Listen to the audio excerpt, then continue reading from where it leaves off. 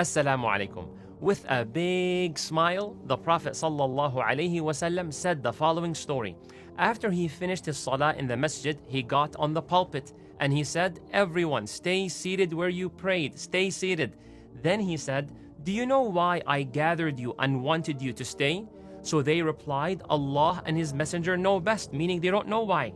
He sallallahu alaihi wasallam said, "I did not wallahi gather you to provide you with some goods or warn you from some alarming news. However, I gathered you because Tamim Ad-Dari," there's a person, his name is Tamim, he was a Christian man and he came and gave the pledge of allegiance and converted to Islam. Allahu Akbar.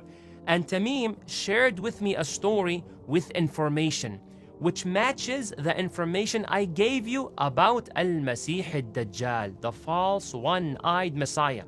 He, Tamim, told me that, and now the story starts. He told me that he sailed on a ship with 30 men from the tribes of Lakhm and Judham, and they faced storms that tossed them around for a whole entire month, lost in the ocean. Then they brought their ship, they saw an island, and they parked their ship near the island. Then they went on several smaller boats, because you know the ship is on a distance. You get on a smaller boat, then you sail to the island. Then they entered the island. Then they were met by some living being. Not like an animal or human being, something strange. It was so hairy. For how hairy it was, they could not distinguish the front from the back of that living being. So they said, "Whoa, what are you? What is this?" Then that thing spoke and said, "I am the Jassasa." They said, "What in the world is a Jassasa?"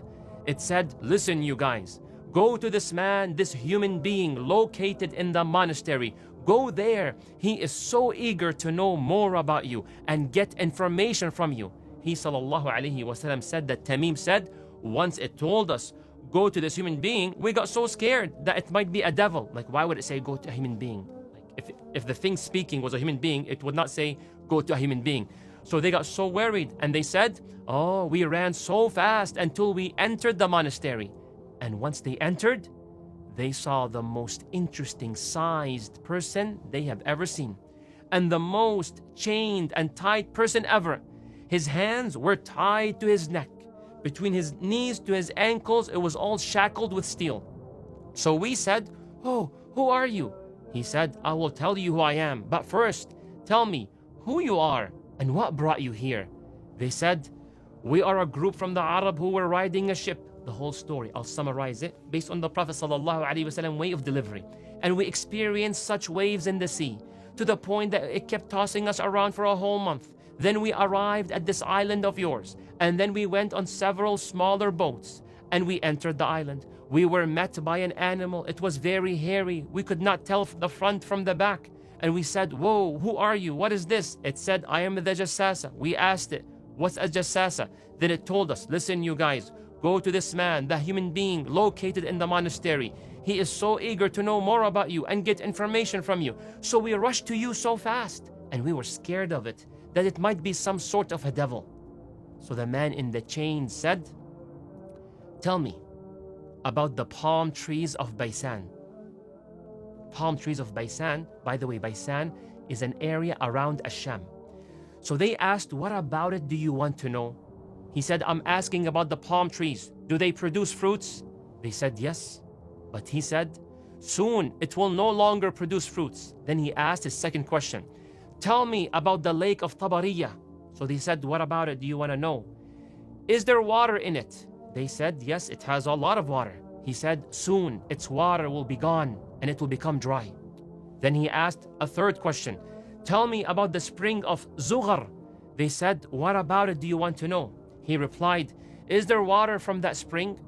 And do its people use its water to irrigate their lands?" They said to him, "Yes, it has a lot of water and its people do irrigate their lands from it."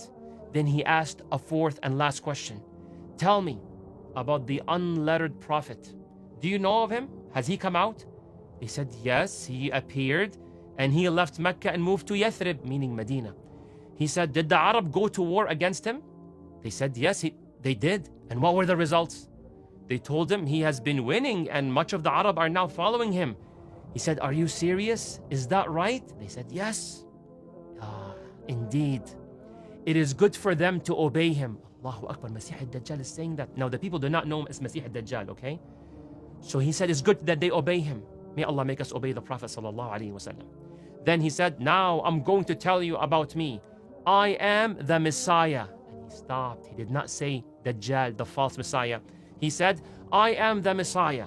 And very soon I'll be given permission to leave. If you wonder why I have my hand like this, because his hand were tied to his neck. May Allah protect us. And very soon I'll be given permission to leave. And I will leave.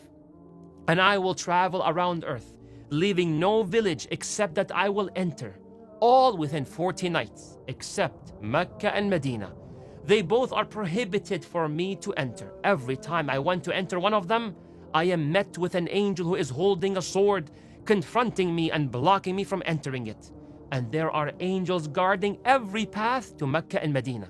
Brothers and sisters, when the Prophet ﷺ said this part of the story, he struck the mimbar with a stick and he said, هذه طيبة, هذه طيبة, this is Taiba, meaning this is Medina. He's happy, he's proud.